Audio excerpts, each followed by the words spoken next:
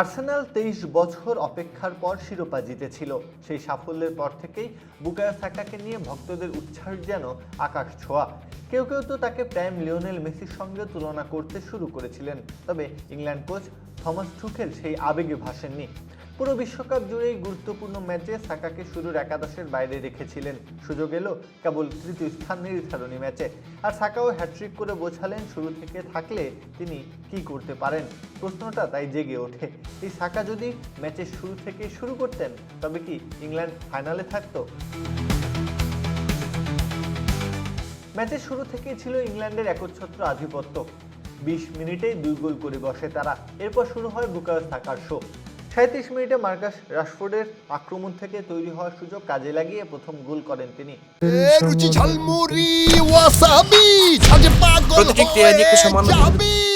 যোগ করার সময় কাউন্টার পাস থেকে বাপের দারুণ শটে নিজের দ্বিতীয় গোলও পেয়ে যান।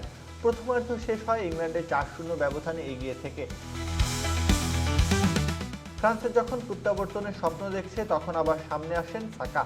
৮৪ মিনিটে জেড স্পেন্সকে বক্সে ফাউল করায় পেনাল্টি পায় ইংল্যান্ড। জুড বেলিংহাম নিজে শট না নিয়ে বল তুলে দেন সাকার হাতে। স্পট কিক থেকে ভুল না করে পূর্ণ করেন নিজের ক্যারিয়ারে স্মরণীয় হ্যাট্রিক। এই পারফরমেন্সের পর স্বাভাবিকভাবেই আলোচনা টেনে এনেছে সাকাকে। বিশ্বকাপের গুরুত্বপূর্ণ ম্যাচগুলোতে যদি শুরু থেকেই তাকে খেলানো হতো তাহলে কি ইংল্যান্ড ফাইনালে উঠতে পারত, এমন প্রশ্ন উঠবেই। কারণ সুযোগ পেয়ে তিনি হ্যাট্রিক করেছেন, সামর্থ্যের নিদর্শন ঘটিয়েছেন।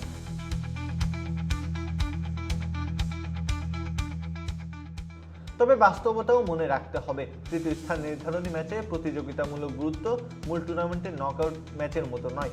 এটি দুই পরাজিত দলের লড়াই, যেখানে হারার চাপ নেই, শিরোপার স্বপ্নও নেই।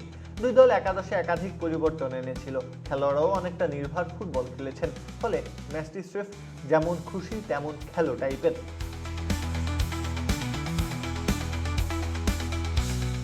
তাই বুকায়ো সাকার হ্যাট্রিক নিঃসন্দেহে প্রশংসার দাবিদার। তিনি প্রমাণ করেছেন সুযোগ পেলে ম্যাচের মোড় ঘুরিয়ে দেওয়ার সামর্থ্য তার আছে।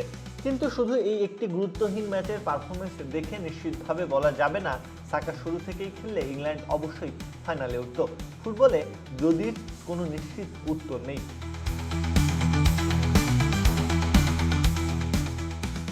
প্রত্যহ কাব্য, খেলা ৭১।